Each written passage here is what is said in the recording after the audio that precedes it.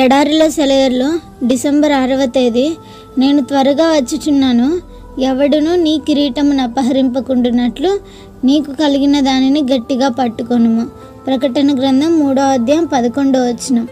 George Muller ఈ సాక్ష్యాన్ని ఇస్తున్నాడు. 1829లో నా హృదయానికి యేసు ప్రభు వ్యక్తిగతమైన రాకడ గురించి బయలుపరిచాడు దేవుడు. ప్రపంచమంతా మారాలని నేను ఎదురు చూస్తూ కూర్చోవడం చాలా పొరపాటని తెలియజేశాడు. ఇది నా హృదయంలో గొప్ప మార్పును తెచ్చింది. నా హృదయపు లోతుల్లో నుండి నశించిపోతున్న పాపుల కోసం ఓ గొప్ప ఆవేదన బయలుదేరింది.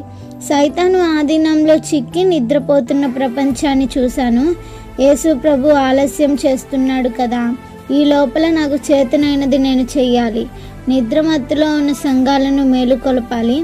సంఘం క్రీస్తులో సంగమించే ముందు జరగవలసిన పని ఎంతో ఉంది. అయితే ఈ కాలంలో కనిపిస్తున్న గుర్తుల్ని చూస్తుంటే ఇప్పుడే దూత దిగివచ్చి కడవరి బూద ఊదుతాడేమో అన్నట్టు ఉంది. రేపు ఉదయమే క్రీస్తు సియోను పర్వతం మీదకి దిగివచ్చాడని వార్త వస్తుందేమో. విశ్వజనని సామ్రాజ్యాన్ని ప్రకటించాడని తెలుస్తుందేమోనన్నట్టు ఉంది. చనిపోయిన సంఘాలారా మేలుకోండి, క్రీస్తు ప్రభు దిగిరా. శిథిలమైన దేవాలయమా కిరీటాన్ని ధరించు. గాయపడిన హస్తాలారా రాజదండాన్ని తీసుకోండి. రక్తం కారే పాదాలారా సింహాసనం ఎక్కండి, రాజ్యం మీదే.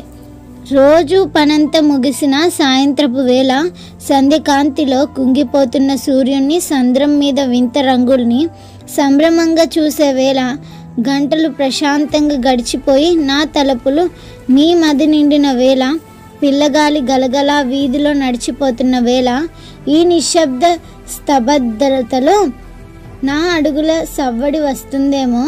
జాగ్రత్తగా కనిపెట్టి చూడు. నింగి మీద తొలి చుక్క తొంగి చూసిన వేళ దూరపు మసక మబ్బుల్లాగా ద్వారం బయట వెలుగు సమసిపోయే వేళ, తలుపు తెరచి ఉంచు.